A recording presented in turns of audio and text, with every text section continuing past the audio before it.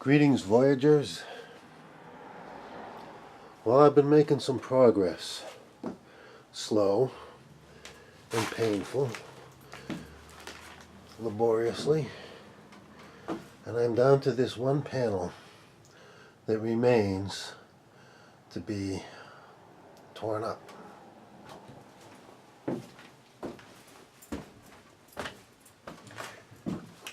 I'm going to have a mechanic take this thing out because these are heater hoses. This is a heater for the passengers in the back, and these are heater hoses which undoubtedly are filled with antifreeze. And for me to have to take these off might mean it would get spilled. More than likely it would mean a spill. And the only other alternative is to disconnect these from under the hood, where they are undoubtedly connected to the heater core.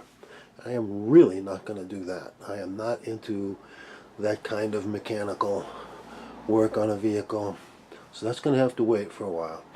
If it becomes a necessity that we move into the van and I need to insulate, I'll just box around it and insulate it until I can get it removed, and we'll just deal with it.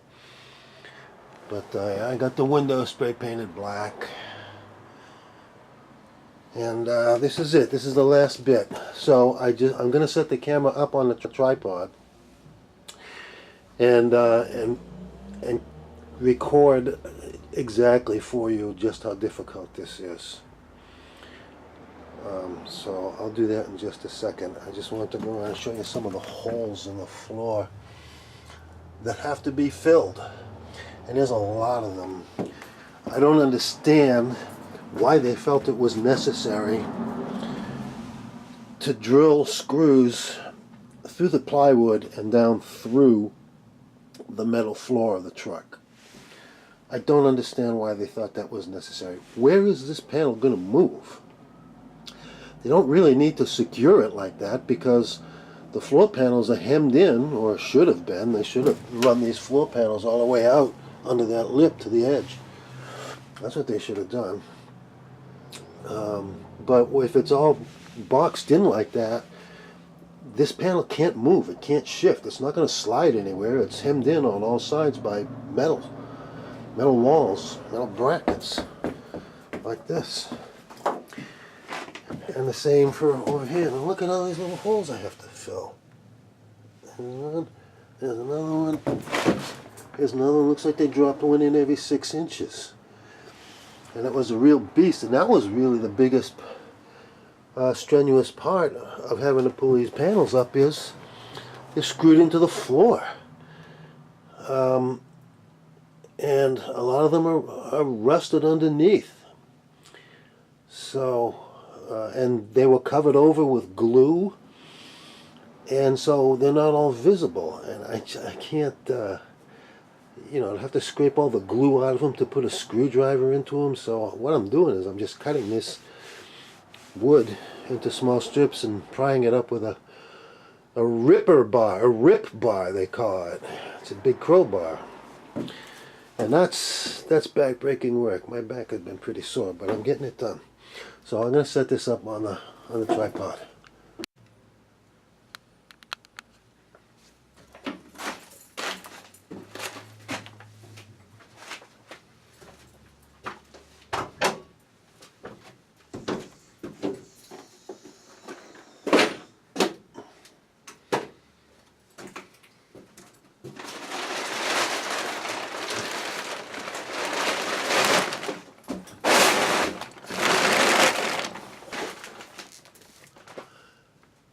I bought a nice cushiony foam board to kneel down on.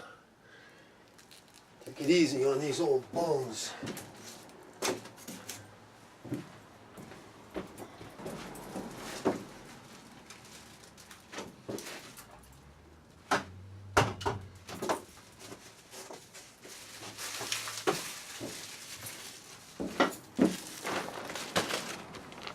I had to buy a new battery.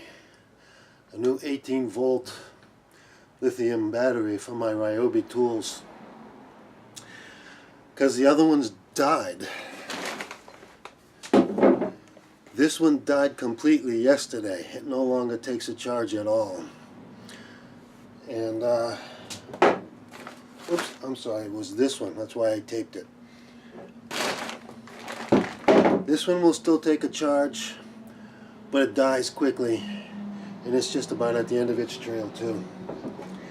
So, I've had those two for 9 years. I bought a kit, a drill kit. And it had the power drill, the 2 batteries, and a charger, and a carrying bag. I think I got it for like $189 or something like that, but that was 9 years ago. So those batteries have had a lot of time on them, probably thousands of hours on them, and I don't know how many recharges. So I certainly got my money's worth out of them. And so far, I think Ryobi, that's the Home Depot house brand. I think their tools are okay. I had that drill, like I say, for 9 years and those batteries. I bought a circular saw from them last year when my old one died. And I also have an oscillating tool, which I'm not too happy with. I just don't think it cuts wood like it should. And I know it didn't cut the bolts on my old van, so I'm not sure about it. But they seem to be durable. This was $49.90 something, $49.99 or something like that. We'll round it off. It was $50 for this one battery. So I'm just going to have to use this, but I'll get a lot more cuts out of it. I won't have to recharge it as often, and I'll use the other one that's still got some charge on it.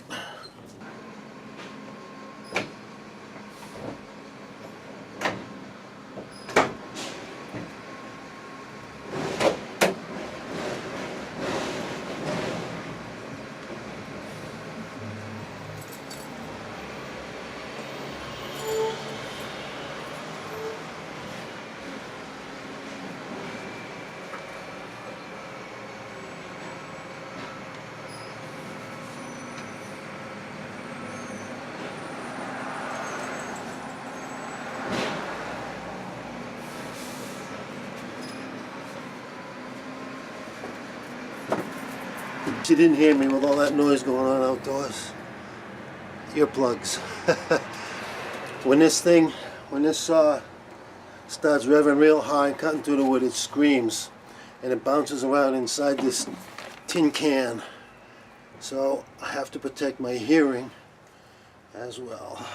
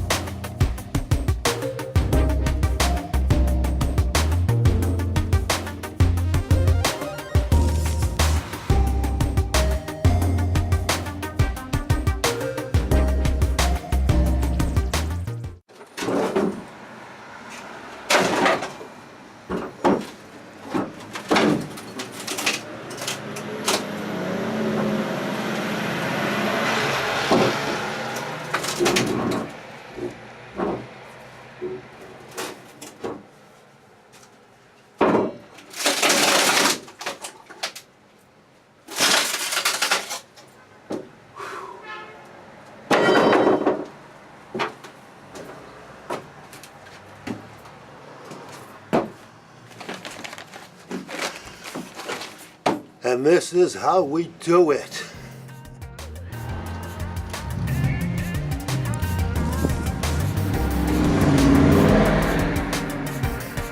So look at that, people.